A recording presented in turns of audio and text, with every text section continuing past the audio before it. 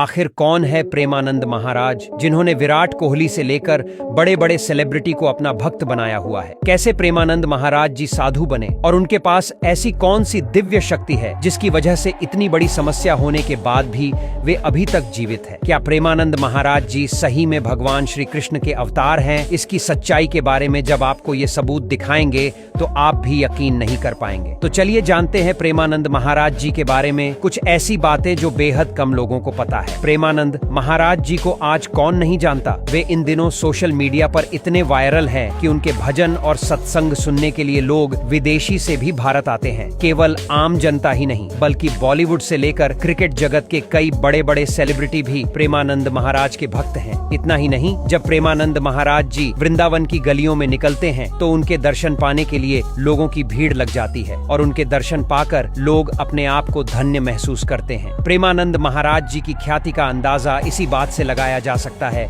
कि हर क्षेत्र के बड़े बड़े लोग उनके दरबार में हाजिरी लगाने आते जाते रहते हैं। लेकिन अक्सर सोशल मीडिया पर यह सवाल भी उठता रहता है कि आखिर प्रेमानंद महाराज हैं कौन। दरअसल प्रेमानंद महाराज जी का असली नाम अनिरुद्ध कुमार पांडे हैं, जो उत्तर प्रदेश के कानपुर के रहने वाले हैं। प्रेमानंद महाराज जी ने अपनी पढ़ाई अपने गांव से ही पूरी की है। उनके परिवार में शुरू से ही पूजा पाठ और धर्म के प्रति काफी आस्था थी। उनके पिता और दादाजी भी सन्यासी हुआ करते थे। प्रेमानंद महाराज जी बताते हैं कि उनकी माताजी भी सन्यासी हुआ करती थी। इतना ही नहीं, उनका पूरा परिवार साधु संतों की सेवा किया करता था और धर्म के प्रति लोगों को जागरूक करना उन्हें शुरू से ही काफी अच्छा लगता था। इसीलिए 5वीं क्लास पूरी होते ही उन्होंने सन्यासी बनने का मन बना लिया। लेकिन 8वीं क्लास तक उनकी पढ़ाई चलती रही और 9वीं क्लास में आते आते उन्होंने पूरी तरह से सन्यासी जीवन अपना लिया। लेकिन उनका ये फैसला उनके परिवार वालों को सही नहीं लगा और उनके घर वालों ने उन्हें ऐसा न करने की सलाह दी। लेकिन प्रेमानंद महाराज जी अपना मन बना चुके थे, इसीलिए उन्होंने आधी रात को अपना घर छोड़ दिया और बनारस चले गए, जहाँ उनका नाम आर्यन ब्रह्मचारी रखा गया। अपने ब्रह्मचारी जीवन की शुरुआत में प्रेमानंद जी महाराज भिक्षा मांगकर एक समय का भोजन किया करते थे। ऐसे में कभी उन्हें भोजन मिलता था और कभी कभी कई दिनों तक उन्हें भूखा रहना पड़ता था और वे गंगा जल पीकर ही अपनी भूख प्यास को शांत किया करते थे। लेकिन जब उन्हें एक संत ने भगवान कृष्ण और राधा रानी के रासलीला कार्यक्रम के लिए न्योता दिया और प्रेमानंद महाराज जी ने ये कार्यक्रम देखा तो वे मंत्र मुग्ध हो गए और उन्होंने वृंदावन जाने का फैसला किया। वृंदावन आकर प्रेमानंद महाराज जी घंटों घंटों तक राधा रानी के मंदिर में बैठकर उन्हें निहारत रहते थे और घंटों घंटों राधा रानी की भक्ति में लीन रहा करते थे। इसके बाद प्रेमानंद महाराज जी ने राधा वल्लभ संप्रदाय में जाकर शरणागत मंत्र ले लिया और अपने गुरु की 10 साल तक सेवा की और राधा रानी की भक्ति में ध्यान लगाते रहे। प्रेमानंद महाराज जी सत्संग भी किया करते थे, जिसमें वे लोगों को अच्छाई के मार्ग पर चलने के लिए काफी अच्छी बातें बताया करते थे। और इसी वजह से जब उनके वीडियो सोशल मीडिया पर वायरल होने लगे